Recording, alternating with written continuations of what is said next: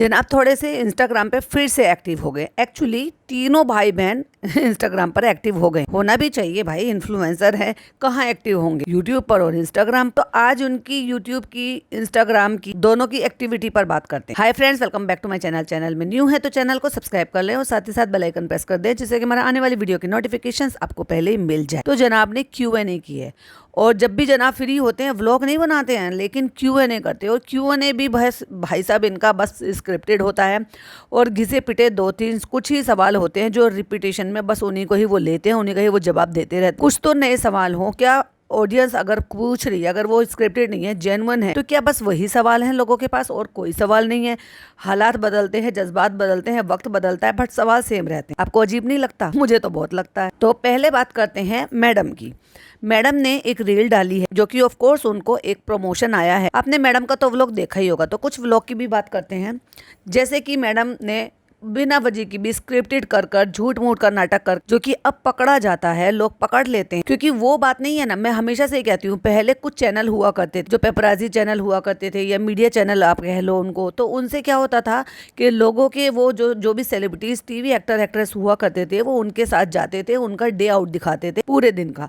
तो उससे ही लोगों को, जो उनकी ऑडियंस को खबर मिलती थी कि भाई ये एक्टर और जो एक्ट्रेस है, इनके घर का क्या रहना सहना है, इनकी फैमिली कैसी है, क्या पसंद है, क्या नापसंद है, क्या करते हैं, दिनचर्या क्या है इनकी, एक्सेट्रा एक्सेट्रा। तो लोगों को ऐसे पता चलता था। बट नाउ यूट्यूब एक्टिव हो गया है, और कोविड के बाद यानी कि 2020 में जब महामारी रही काम और बीमारी की भी और इन सारी चीजों की, तो इससे काम से आके एंटरटेनमेंट को ही अपना बना लिया सबको। कुछ लोग एंटरटेन करने के लिए बनाते हैं और कुछ लोग एंटरटेन होने के लिए देखते हैं। तो ऐसे ही ये मीडिया शुरू हो गया। तो भाई इसमें जब इनका चैनल बने तो तेजी से ग्रो होगा। क्यों? क्योंकि बहुत सारी पब्लिक ऐसी थी जो कुछ वर्क फ्रॉम होम कर रही थी, कुछ लोग कुछ भी नहीं कर रही थी, बस घर में रह रही थी और ये सब चीजें देख रही थी। OTT, टीवी, यूट्यूब, ये सब चीजें देख देख कर उन्होंने अपना वक्त बिताना शुरू कर दिया। क्योंकि लॉकडाउन चल रहा था, बाहर जा नहीं सकते थे, और रिश्तेदारों से फोन पे, इन पे, सब पे कितने ही बात कर लेंगे। वैसे भी अब जमाना थोड़ा चेंज हो गया। पहले लोग मिलना जुलना ज्यादा पसंद करते थे, फिर धीरे धीरे करके मोबाइल पे आ गए, मोबाइल से ही राजी खुशी सब लेने लगे, लेकिन बाद बाद में और भी ज्यादा रिजर्व हो गए। खैर,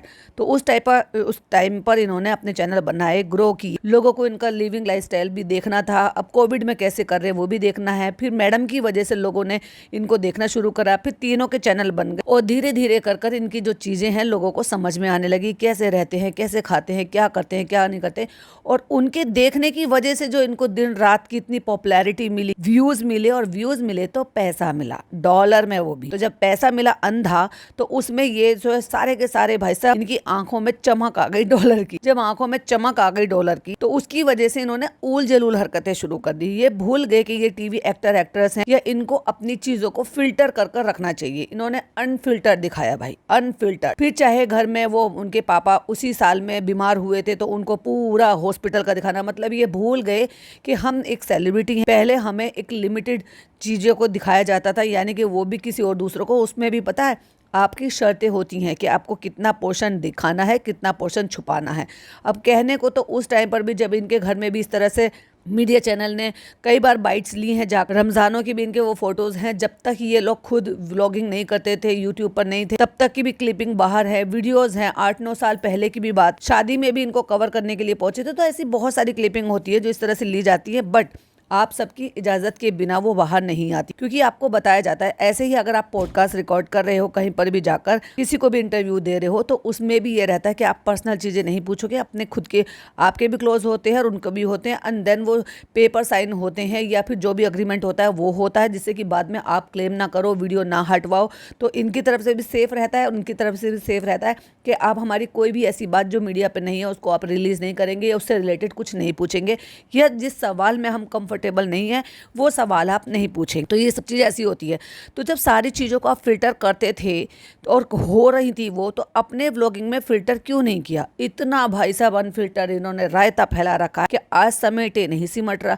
रही सही कसर जो है इनकी इज्जत पर बट्टा लगा दिया है भाई साहब। इनकी बहन, उसको भी स्टार्टिंग से रोका नहीं कि भाई तुम्हें क्या दिखाना है, कितना दिखाना है, ये हमसे पूछ कर या हमें दिखाकर, या हमारे लिए या अपने लिए भी, जो कि तुमसे जुड़ी हुई है। मेरी भी जिंदगी ऑफ कोर्स चालू से जुड़ी हुई है जनाब की, और जनाब से जुड़ी हुई है मैडम की।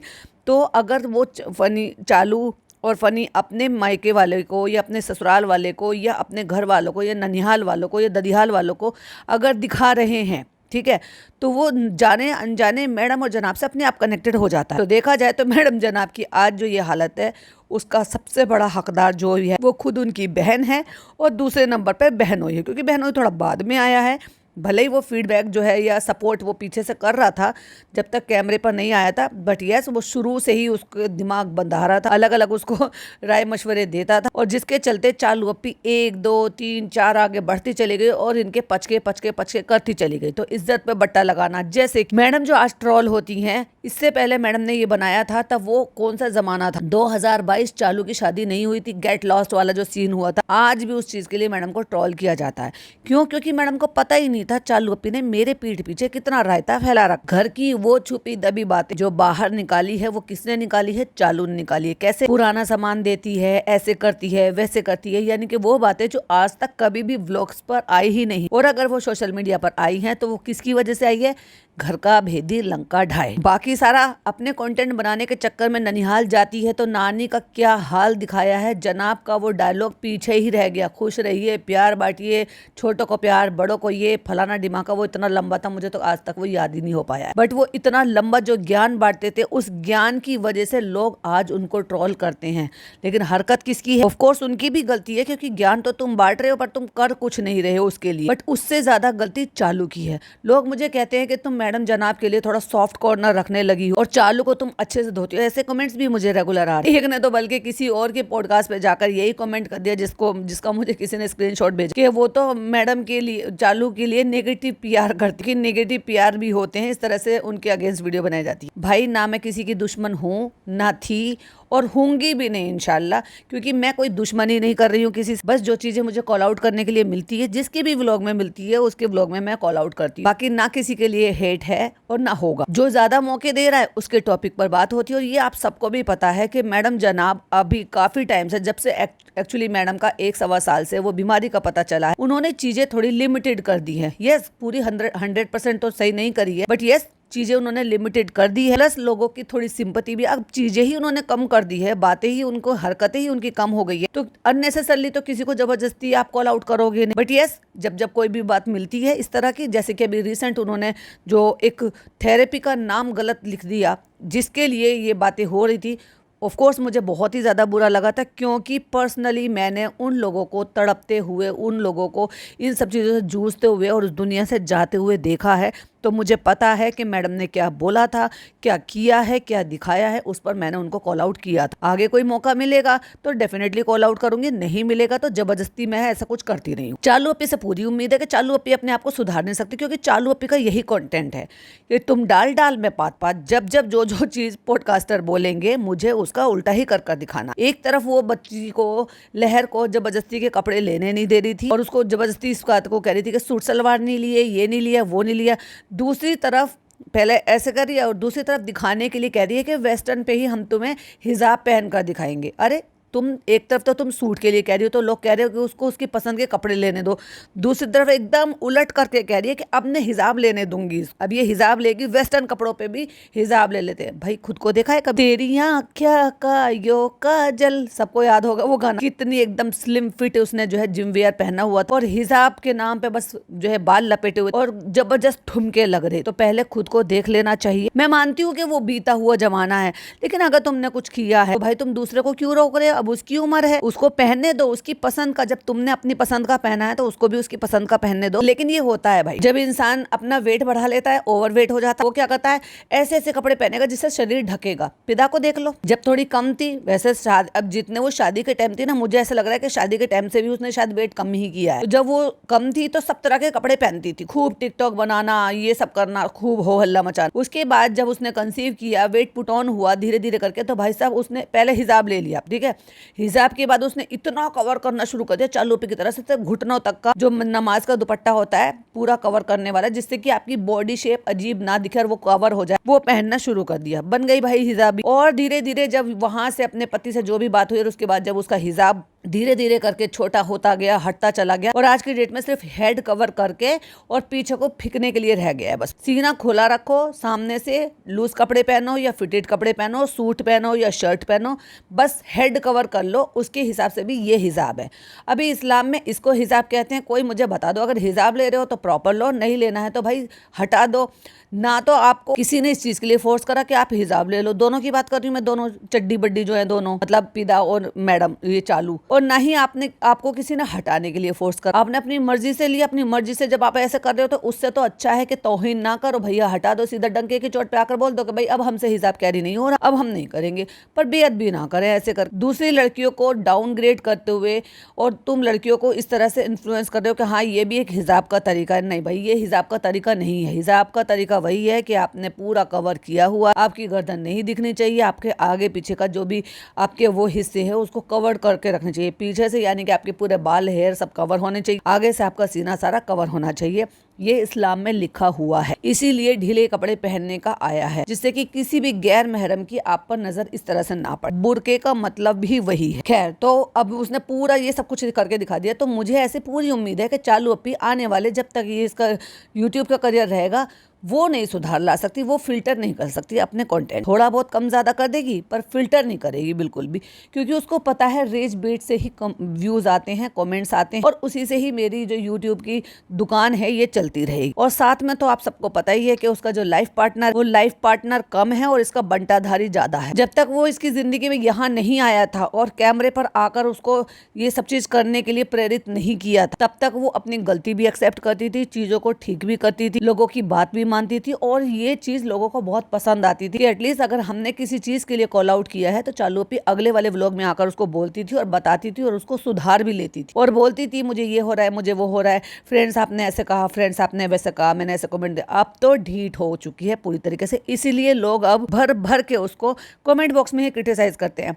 पॉडकास्टर्स की जरूरत नहीं है अब लोगों को। पहले लोग पॉडकास्टर्स को बदनाम करते थे, नहीं भाई आज की डेट में तो उसके खुद के कमेंट्स बॉक्स पर ही देखो, क्योंकि मैं हमेशा ही देखती हूँ कि कमेंट्स में कि भाई क्या चीज है, क्या चीज नहीं, सही है नहीं है। जनाब मैडम का देख लो आप, अक्सर आपको क्लीन मिलेगा, आपको दुआ देते हुए लोग मिलेंगे। रू बेबी को बहुत ज्यादा दिखाते हैं तो रू बेबी को प्यार बरसाते हुए, ब्लेसिंग देते हुए दिखाई देंगे, क्योंकि उन्होंने भी अपना ये डिकोड कर लिया है कि बस बच्चे को दिखाते रहो, बच्चों की वजह से बच्चे के लिए कमेंट आएंगे और हमें कोई बुरा भला नहीं कहेगा। तो उन्होंने बच्चे की आड़ में छुप गए हैं एक्चुअली, और हरकत भी ज्यादा नहीं कर रही, ये बात भी है। खैर, ये तो हो गया कंटेंट की बात की, यूट्यूब की बात करते हैं स्टोरी की, जो इन्होंने स्टोरी लगाई है जनाब ने। पहले मैं मैडम की बात करूंगी कि मैडम को मैं क्यों कह रही हूँ आज की डेट में। आपको याद होगा मैंने पॉडकास्ट बनाया था तो उसमें उन्होंने जो ये बताया था कि कीमोथेरेपी है, इम्यूनोथेरेपी है, दोनों में बहुत डिफरेंट है। खुद आप अगर देखोगे जाकर तो थेरेपीज हैं, अलग अलग थेरेपी हैं, लेकिन एक बहुत ज्यादा सीवियर, परेशान होने वाली, तकलीफ देने वाली है जो इन्होंने नाम डाला है। अचानक से अगर इनकी इम्यूनोथेरेपी और कीमोथेरेपी में जब इन्होंने ही फर्क बताया है और ये बताया है कि हमारे केस में ये वाली थेरेपी है जो कि हल्की है, परेशान नहीं करने वाली है, तकलीफ देने वाली नहीं है, और यहाँ से शुरुआत करेंगे क्योंकि हमारा केस इतना प्रॉब्लमेटिक नहीं है, अब थोड़ा लाइट है, अल्हम्दुलिल्लाह सब कुछ ठीक है। ये एग्जैक्टली इन्होंने कहा है, क्योंकि इनके व्लॉग्स पड़े हुए, आप खुद जाइए जाकर देखिए जिनको भी इस बात से ऑब्जेक्शन। क्योंकि मैंने भी देखा है मेरे कमेंट बॉक्स में कई सारे इस तरह के कमेंट्स आए थे और बड़े मतलब तरीके से समझाए। बहुत सारे लोगों ने अपने एक्सपीरियंस शेयर किए हैं और बताया है और भर भर के आप लोगों ने सपोर्ट भी किया है, थैंक यू सो मच। लेकिन एक आध दो कमेंट थे जिनको ये लग रहे थे, जो रेगुलर कमेंट भी करते हैं, मुझे उनको गलत नहीं बोल रही, बट यस आप एक बार देखिए जाकर, मैडम के व्लॉग के नीचे कोई डॉक्टर है, उन्होंने ये कॉमेंट किया है, डॉक्टर है जब जाकर उन्होंने ये कॉमेंट किया है। सो प्लीज एक बार वो कमेंट जरूर से जाकर चेक करें। और जितना मुझे भी पता है, जो मैंने अपने आसपास लोगों को देखा है, उस चीज से तड़प तड़प कर दुनिया से जाते हुए देखा है, तो वो कितनी तकलीफ दे वाली जो थेरेपी होती है। और मैडम को अगर कोई ना के बराबर या बहुत लाइट तकलीफ वाली कोई परेशानी है और उसमें उन्होंने वो बीमारी का, वो तकलीफ का, वो थेरेपी का नाम ना डालकर कीमो का नाम डाला है, तो लोग उससे परेशान हो गए हैं, डिस्टर्ब हो गए हैं। ये देखकर उन्होंने क्लिक किया है कि अचानक से इम्यूनोथेरेपी की जगह उनको कीमोथेरेपी क्यों देनी पड़ी। हाथ में अगर ड्रिप लगा हुआ हाथ दिखाया है बड़ा सा और लिखा है कीमोथेरेपी, तो लोग उससे मिसलीड हुए हैं और इन्होंने मिसलीड किया है, जो कि देखा जाए तो अगेन बीमारी दिखाकर पैसा कमाने की इनकी नाकाम साजिश थी। मैं तो अभी भी यही कहूंगी। तो उसी के रिगार्डिंग जब इन्होंने एक स्टोरी डाली है, सॉरी एक रील डाली है, तो उसमें ये एक दिखा रही हैं, क्या चीज दिखा रही है, हेयर केयर का, यानी कि कोई एक प्रोडक्ट है जिसको ये दिखा रही है, लगा रही है कि हेयर जो है इससे हेयर लॉस नहीं होता, ये नहीं होता, इतने बाल आपके गिरते हैं, उतने बाल। दूसरी तरफ आप दिखा रही हो कीमो से लोगों ने मेरे साथ इतने ज़्यादा एक्सपीरियंस अपने शेयर किया, मैंने खुद से देखा। अभी 6 महीने पहले ही मैं बता रही थी ना, मेरे छोटे दादा वो एक्सपायर हुए हैं और उनको यही तकलीफ थी। तो उनके 2 महीने में जितनी भी उनको ये ट्रीटमेंट दी गई थी, उनके पूरे हेयर चले गए थे, उनकी इवन थ्रेडिंग चली गई थी, उनकी मूछें चली गई, उनकी जो शेविंग आती थी वो सब चली गई थी। वो मैंने खुद पर्सनली अपने को देखा है। हेयर लॉस सबसे बड़ा कारण होता है कीमोथेरेपी का। आपने सोचते हुए, जानते हुए, बूझते हुए या फिर अनजाने में डाल भी कैसे दिया और उसके बाद अपनी गलती को एक्सेप्ट भी नहीं करा। लोग आपको बहुत प्यार करते हैं, ब्लेसिंग देते हैं, दुआएं करते हैं आपके लिए, तहज्जुद में दुआएं करते हैं और उन्हीं ऑडियंस को आप बेवकूफ़ बनाती हो और फिर उन्हीं ऑडियंस को अपना कूपन कोड लगाकर सेल कर रही हो। हेयर केयर रूटीन वाला ये कि इससे बाल नहीं झड़ते हैं, एक तरफ कीमो की थेरेपी का डाल रहे हो और दूसरी तरफ कह रहे हो कि ये वाला लगाओ इससे आपके बाल नहीं झड़ेंगे। ये कहाँ की शराफत है भाई, ये कहाँ से जस्टिफाई होता है। और ये जो थेरेपी दूसरी वाली दी जा रही है ना, इससे भी बहुत सारे साइड इफेक्ट है, क्योंकि जाती तो ये भी बॉडी में है, कुछ ना कुछ तो इसका भी असर होता ही होगा। मुझे नहीं पता कि इससे हेयर लॉस इतनी तेजी से जाते हैं या नहीं जाते हैं, पर एक तरफ अगर तुम ऐसी थेरेपी ले रहे हो जिसके होने के चांसेस है कि आपके बाल गिरेंगे, दूसरी तरफ तुम उसको कैसी चीज दूसरी किसी एक प्रोडक्ट से रोकने की बात बता सकते हो। वो तो एक नॉर्मल लोग हैं, अगर कोई नॉर्मल लोग किसी के, जैसे बरसात के टाइम पे बहुत हेयर लॉस होता है लोगों का, नॉर्मली ज़्यादातर लोगों का होता ही है, कोई 100 में से कोई 1% ही लोग ऐसे होंगे जिनके हेयर लॉस नहीं होते।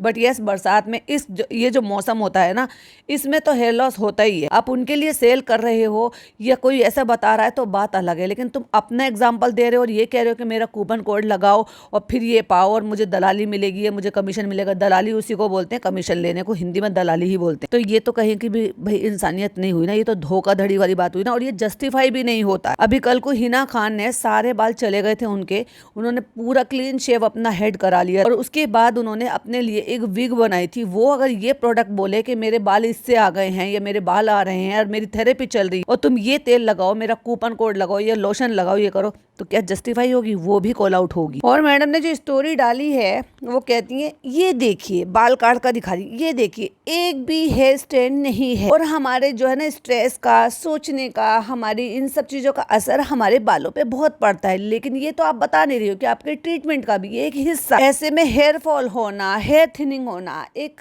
पूरी तरीके से एक्सपेक्टेड है। अच्छा जी, ये नहीं बता रही हो कि आपकी तकलीफ भी है, उससे भी हेयर लॉस होता है और आपको जो हेयर थिनिंग भी होती हुए हैं, काफी हद तक हुए हैं। बट यस, पहले ही इनके बाल बहुत हल्के थे, जब इनको ये बीमारी भी नहीं थी। अगर आप देखोगे तो बहुत पहले से, शुरुआत में से भी इनके व्लॉग्स में जब भी मैडम रेडी होती थी तो वो पैच लगाती थी, हेयर एक्सटेंशन लगाती थी, इवन चालू की शादी में भी लगा रहे थे, और जब वो करती थी, शूटिंग करती थी, तब भी वो लगाती थी, क्योंकि इनके बाल बहुत हल्के थे। रिक्वायरमेंट होती है कि आपको हेयर स्टाइल देना है, किस तरह से देना है, तो आपको लगाना ही है। तो पहले ही बाल हल्के थे, अब और भी ज्यादा हल्के बाल हुए। और आगे से तो आप देखोगे तो एक वो होता है ना, जेल टाइप का कुछ होता है जिसमें आप ऐसे ऐसे पैड आता है, वो टच करके आप अपने हेयर पर टच कर लेते हो, रूट टच अप बोलते हैं जिसको, वो भी मैडम लगाती हैं। तो अक्सर अगर आप देखोगे तो फ्रंट पे जहाँ पे सिंदूर लगाती हैं जो फीमेल्स होती है, वो वाला जो सेंटर पार्टिंग वाला एरिया होता है, वहां पर मैडम एक टचअप कर रखती है। जब क्लोजअप हो जाता है ना तो वो दिख जाता है। और ये इनिशियल डेज से ही है, जब से मतलब इनका ये हुआ है ना, ये शुरू हुआ, डायग्नोस हुआ कि इनको ये तकलीफ है, ये है, वो है, तो ये शुरू से थेरेपी तो इनकी अब शुरू हुई है। और जब इनको डायग्नोस हुआ था ना, तभी से ये लगा रही हैं अक्सर, और मैं तब से ही नोट कर रही हूँ। इवन इस स्टोरी में भी जब ये बैठी हैं तो अगर आप देखोगे तो जहां पर सिंदूर लगाते हैं बिल्कुल सेंटर पार्टिंग में, तो आपको वहां पे पैच सा दिखाई देगा, गोल गोल सा, के जैसे इन्होंने वहां पे टच किया। तो चलो वो तो एक अलग बात है कि भाई बाल हल्के हो जाते हैं, एज का भी फर्क होता है, फिर आपका जो आपके हार्मोन प्रॉब्लम होती है उससे भी आपके बहुत ज्यादा हेयर लॉस होते हैं, वो एक अलग चीज है। लेकिन अगर आपकी थेरेपी भी चल रही है और आपको ये बीमारी भी है और उसके चलते जो भी आपकी मेडिसिन चल रही है उसके चलते ये सब कुछ होता है, तो फिर ये कैसी चीज है, ये कैसा दोगलापन है कि आप ये इस तरह की चीजों को ये प्रमोट कर रहे हो, यूज कर रहे हो, फिर लोगों में उसका क्या असर जाएगा आप मुझे बताओ। और फिर आप दे रहे हो, चलो नॉर्मल लोगों के लिए भी एक समझ में आता है कि चलो भाई जिनको ये प्रॉब्लम नहीं है वो ये बता रही है, कोई भी इन्फ्लुएंसर है ये बता रहा है, इवन चालू भी अगर ये बताएगी तो वो भी जस्टिफाई नहीं होगा, क्योंकि चालू अपने बाल दिखाती ही नहीं, जब वो दिखा ही नहीं सकती अपने बाल कि आज की डेट में उसके बाल कैसे हैं, क्या चल रहा है, कितने दिख रहे हैं, थिन है, बढ़ गए हैं या हल्के हैं या ज्यादा है, फ्रीजी है या ग्लॉसी है, तो कैसे जस्टिफाई होगा? एग्जैक्टली वैसे इनके लिए तो कोई भी आप प्रमोशन कर रहे हो तो एटलीस्ट उसको जस्टिफाई तो करो। बाकी आपकी थेरेपी चल रही है, जिस तरह की आप मेडिसिन ले रहे हो, हमें क्या पता कि कोई भी चीज अप्लाई कर रहे हो, पी रहे हो, खा रहे हो, जो भी चीज आप प्रमोशन में दिखा रहे हो उसका क्या असर होगा, वो किस तरीके से असर करेगा नहीं करेगा। तो ये आप कैसे डिसाइड कर सकते हो कि आपको ये ऑडियंस को सेल करना है, अपने बिहाफ पर सेल करना है, अपना रेफरेंस देकर सेल करना है? बहुत ही अजीब बात है भाई। मैंने तो सुना है जिस तरह की थेरेपी चलती है ना, उसमें बहुत सारी चीजें केमिकल वाली हो या नॉन केमिकल वाली हो जिसका पता ही नहीं है, अप्लाई करने के लिए मना कर दिया जाता है। जब आपको एलर्जी की इतनी ज्यादा प्रॉब्लम है, जब आपको पता है कि आपकी दवाइयों से आपके साइड इफेक्ट हो रहे हैं आपकी बॉडी पर, तो क्यों कर ही कोई भी चीज अप्लाई करना। मैंने तो सुना है जो डॉक्टर बताते हैं कि किसी का इस तरह का ट्रीटमेंट चल रहा है, उनको हर चीज के लिए मना कर दिया जाता है कि ये है। हाँ, अगर जैसे आपको एचिंग हो रही है, रैशेज हो रहे हैं या ऐसे कोई स्किन का कुछ ऐसी प्रॉब्लम हो रही है, तो वो डॉक्टर ही रेकमेंड करते हैं कि हाँ आप ये लगा लो या ये ठीक हो जाएगा या इससे ऐसे हो जाएगा। तुम ऐसे प्रोडक्ट जो आपको प्रमोशन में आ रहे हैं वो लगा कर दिखा रहे हो, तो ये तो भाई कॉल आउट करने वाली ही बात। चलिए आ जाते हैं जनाब की स्टोरी पर। तो जनाब ने Q&A किया और जनाब ने पहली स्टोरी डाली, नॉक नॉक कौन है, और जनाब ने अगली स्टोरी डाली और लिखा, आज मैं सवालों के जवाब सॉन्ग से दूंगा। तो गाना बज रहा है, जरा पर्दे पे आने दे, मुझे हीरो बन जाने दे। जनाब एक्टर तो आप हैं। सवाल क्या था? सवाल ये था कि एंड अब तो बस एक ही ड्रीम है आपको बिग स्क्रीन पर देखने की, इंशाल्लाह सून डू आ मूवी सर। तो जनाब ने जवाब दिया, मेरा भी ड्रीम है, देखते हैं कब पूरा होता है। और गाना कौन सा लगाया बैकग्राउंड में? मुझे हीरो बन जाने दे मुझे हीरो बन जाने दे, फिर देख तमाशा। फिर उसके बाद आया है अगला सवाल, हाल कैसा है जनाब का। वाह, जनाब लिखा किसी ने। तो जनाब ने एक आंख ट्विंग करते हुए और हाथ से, जैसे मैडम हमेशा कहती है ना बढ़िया है,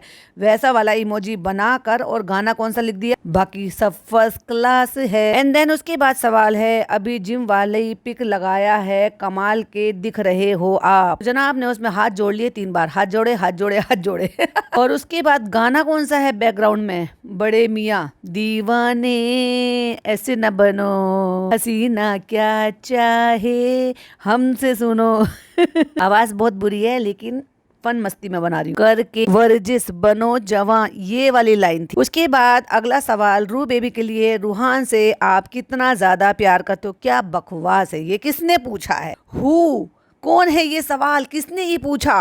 तो जनाब का जवाब है 3 बार दिल दिल दिल, और उसके बाद गाना लगा दी, और तू तो मेरी जान है समझ गए? यस, बहुत समझदार हो तू नजर ना लगे और वहीं पर स्टोरी पे हमें चालू अपनी बैठी हुई नजर आई भाई साहब, और वहीं पर हमें लहर भी बैठी हुई नजर आई। और ये उसी दिन का होगा जिस दिन लहर जा रही थी, क्योंकि लहर ने वही ग्रीन टी शर्ट पहनी हुई थी। यस, ग्रीन टी शर्ट से याद आया, चलो जब व्लॉग का लास्ट पार्ट बनाऊंगी, अभी वो बना नहीं है मेरा, जो कि दूसरे चैनल पर मिलेगा आपको इसके बाद, तब मैं आपके साथ शेयर करूंगी। कहानी है भाई साहब इस टी शर्ट की। चलिए अगले सवाल की तरफ बढ़ते हैं। You seem to be a very romantic in your new rap album, character well suited. Oh my god, कौन था वो? मुझे तो जो इनके लिए फेवर में वीडियो बनाते हैं उन लोगों से भी ये फीडबैक सुनने को मिला है कि उनको भी गाना जस्टिफाई नहीं हुआ है जो फिल्मिंग की हुई है उसके अकॉर्डिंग। और ये देखो जेन्युइन है, कम से कम आप किसी को भी फेवर करते हो तो इसका मतलब सही को सही, गलत को गलत तो बोलने का बनता ही है। और ये बात मुझे अच्छी लगी उन सब लोगों की जिन लोगों ने एक्चुअली सच को सच बोला और लपेटा नहीं। तो जनाब ने उसमें सिर्फ 2 बार दिल दे दिया और 2 बार हाथ जोड़ दी और अपने गाने का बैकग्राउंड म्यूजिक लगा दिया, फिर भी तू तो साथ है, फिर भी तू तो साथ है। फिर अगला सवाल है, व्हाट इज ऐप कंडीशन। वाह, क्योंकि ऐप चले गए हैं जनाब के। तो किसी ने पूछा, आर दे येट विजिबल और वर्क इन प्रोग्रेस, है ये चले गए हैं जो कि मुझे तो एक्चुअली यही लग रहे हैं, जो फिटेड वाली टी शर्ट पहनी हुई है कि उसमें ऐप तो नहीं दिख रहे हैं, छुप गए हैं अभी कहीं, क्योंकि अभी पूरी तरीके से वो वर्कआउट और वो सबसे दूर हो गए थे ना। तो जनाब ने जवाब दिया, मेरे एप्स मुझसे यही कहते रहते हैं बस। और गाना कौन सा है बैकग्राउंड में? संदेशे आते हैं हमें तड़पाते हैं कि तुम कब आओगे कि घर कब आओगे। घर नहीं, आपके पेट में कब आओगे, आपके शरीर में कब आओगे, यानी कि आपके एब्स। गाने कैसे कैसे चूज कर रहे हैं, कितना दिमाग लगाया था, जितना स्टोरी में लगाया था ना उतना अपने व्लॉग्स में लगा लेते कम से कम। अगला सवाल है, tell me something about your first love oh my god, ये कहीं मैडम ने तो नहीं पूछ लिया? यस, सचमुच में उसी पर्सन ने जिसके लिए ये सवाल है। तो जनाब ने जवाब दिया है, नेवर मेट, नेवर स्पोक, हमारे वक्त वाला क्रश दिल। ओहो, और गाना लगाया है कुछ साल पहले। और उसके बाद अगला सवाल है, इतने हैंडसम होने का राज। तो जनाब ने हाथ जोड़ लिया और भाई साहब एक स्मोजी जो है वो आपको दे दी। ठीक है, उसके बाद गाना लगाया है, दिल सच्चा और चेहरा झूठा। ये किसके लिए था जनाब? आपके ही तो चेहरे की बात हो रही है कि आप हैंडसम होते जा रहे हो, तो चेहरा आपका झूठा है क्या? गलत गाना चूज कर लिया। दिल को देखो, चेहरा ना देखो। उसके बाद अगला सवाल है, जिंदगी में आने वाली परेशानियों को कैसे फेस करते हो? भाई ये तो एक पेट है, ये वाला पेट है, एक आने वाले प्रोजेक्ट का पेट है, एक रूहान के लिए सवाल पेट है, एंड देन एक इनके इंस्टाग्राम की आईडी पूछी जाती है, वो पेट है। ये 4-5 सवाल तो बिल्कुल फिक्स्ड है। और ये जब रिपीटिशन में वही सवाल आते हैं तो भाई लेते क्यों हो, दूसरों को मौका दो ना। तो जवाब में उन्होंने लिखा है, कभी कभी सब कुछ खुदा पे छोड़ देना चाहिए, क्योंकि जिंदगी में सब हमारे हिसाब से हो जरूरी नहीं, और यही जिंदगी है। और दिल का निशान, और गाना भी लगाया भाई साहब, जिंदगी प्यार का गीत है। और उसके बाद अगला सवाल है, फेवरेट हीरोइन कौन सी है आपकी? 2 बार क्वेश्चन मार्क। ठीक है, तो जनाब ने बड़े शरारती अंदाज में फोटो कैप्शन डालते हुए, मतलब अपना फोटो डालते हुए, होठों पे लिप्स पर उंगली रखते हुए आंसर लिखा, एक ही थी और एक ही है, गैस करो, question mark question mark question mark. अब ऑफ कोर्स लोग क्या लिखेंगे? मैडम ही लिखेंगे, क्योंकि जनाब ने अंदाजा यही दिया है। और उसके पीछे बैकग्राउंड में गाना बजा, तुम्हें जो मैंने देखा, तुम्हें जो मैंने चाहा। समझ जाओ भाई साहब, इतनी तू क्यों खूबसूरत है। उसके बाद अगला सवाल है, और ये हमेशा अक्सर आता है, राजवीर सिंह बग्गा का character. What is your mind for Rajveer Singh Bagga character? तो जनाब ने 4 फोटो अलग अलग जगह के शेयर कर दिए और एक गाना लगा दिया, बाजीगर ओ बाजीगर, मुझको गलत ना समझना, मैं नहीं बादल आवारा। कितना दिमाग लगाया जनाब ने, कितना टाइम लगाया ढूंढ ढूंढ के गाने, स्टोरी लगाने का, Q&A करने का। उतने देर में अगर यही टॉपिक पर, आप मुझे बताओ, अगर यही टॉपिक पर इनका व्लॉग बन जाता तो भाई साहब वो बहुत ही इंटरेस्टिंग होता। ये ही एक पार्ट होता कि आप किस चीज से कंटेंट ले रहे हो। अब मैं बना रही हूँ ना स्टोरी पे, बहुत सारे लोग बोलते हैं स्टोरी पे भी बना देती है, पोस्ट पे भी बना देती है। भाई वो कंटेंट है, ये भी तो कंटेंट ही है ना, जब अगर हम इनके कंटेंट पर बात करते हैं या फिर इनसे जुड़ी हुई चीजों के लिए बात करते हैं। अब ये कोई बुरा तो है नहीं, है ना।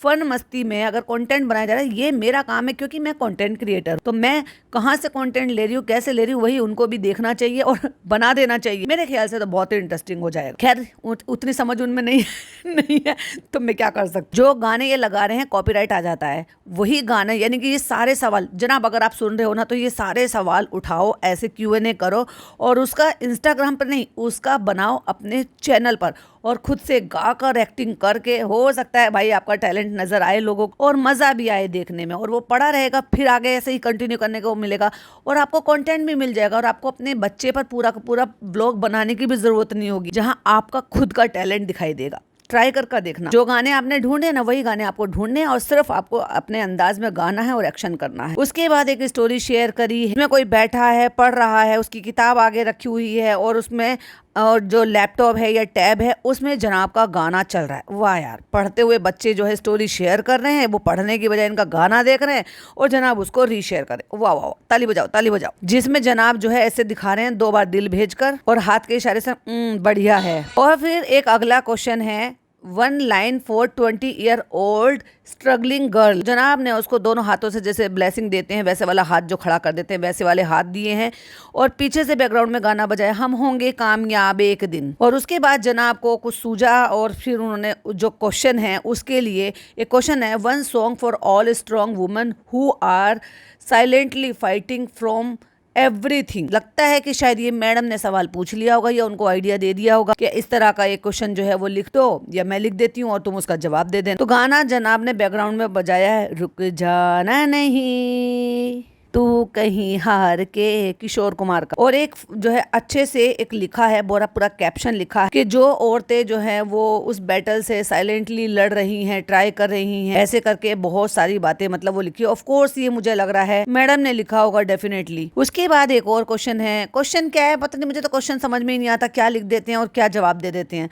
I miss your Prem character, in fact मैं अभी भी ससुराल सिमर का देखती हूँ, फेवरेट कपल। जब वो के ही 1 सवा साल थे और उसके बाद वो 8 साल सीरियल चला। तो उसमें प्रेम बदल गया है, लेकिन ये पहले वाले प्रेम को लेकर बैठे हैं अभी तक, जिसमें एक गोलू मटोलू सा एक प्रेम दिखाई दे रहा है जो जनाब का फोटो है। उसमें जनाब ने हाथ जोड़ा, फिर दिल दिया, फिर हाथ जोड़ा और उसके बाद कोई सवाल नहीं है, लेकिन जनाब ने अपना फोटो दिखा दिया है अपना बनियान पहन के, एयरपोर्ट लगा के, और उसमें लिखा हुआ है गुड नाइट, खुश रहिए और प्यार बांटिए, कल की हंसी मुलाकात के लिए। ये वाला गाना भी बजा दिया। और उसके बाद भाई साहब डिटॉक्स आ गया, यानी कि अगला दिन हो गया है। अगले दिन की फिर स्टोरी आ गई है। फिर वो ग्रीन कलर का जो जूस पीते हैं डिटॉक्स, वो भी दिखा दिया है। जरा थके हो तो सुनो, डिटॉक्स डिटॉक्स डिटॉक्स 3 बार लिखकर। उसके बाद जनाब के लिए फिर एक क्वेश्चन, और जनाब कहीं गाड़ी में बैठकर जैकेट, टी शर्ट, कैप। भाई साहब इतनी गर्मी में इतना सब कुछ, क्या इतनी सर्दी पड़ गई है? बताना भाई, मुंबई में क्या इतनी सर्दी पड़ रही है कि लोग वहाँ पे गर्म कपड़े निकाल निकाल कर पहन रहे हैं? चाहे फिर वो सैम दीदी के भैया जी हो, सैम दीदी हो, या ये जनाब हैं, या कौन है ये हुडी और जैकेटें निकाल निकाल कर पहन रहे हैं। आ गई क्या सर्दी? सर्दियों में तो सर्दी आती नहीं है वहां पर। खैर सवाल पढ़ते हैं।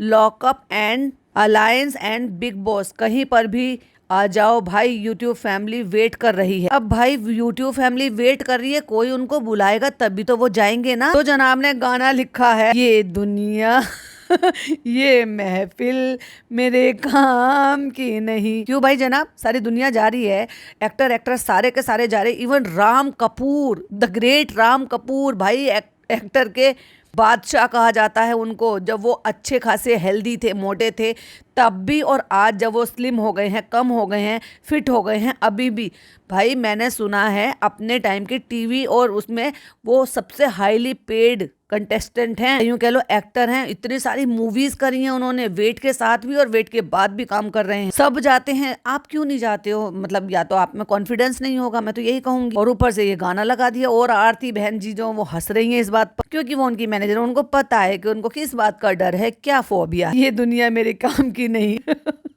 इसको कहते हैं अपने आप में सेल्फ कॉन्फिडेंट ना होना। और इमोजी कौन सी शेयर करी है? ऐसे डरने, घबराने, चौंकाने वाली और हाथ जोड़ने वाली को, भैया मेरे से हाथ जुड़वाओ, मुझे लॉकअप में, अलायंस में, बिग बॉस में कहीं मत भेजो, रियलिटी शो में कहीं मत भेजो। खतरों का खिलाड़ी मैं अपने घर में कर लूंगा, पर मैं खतरों में नहीं जाऊंगा।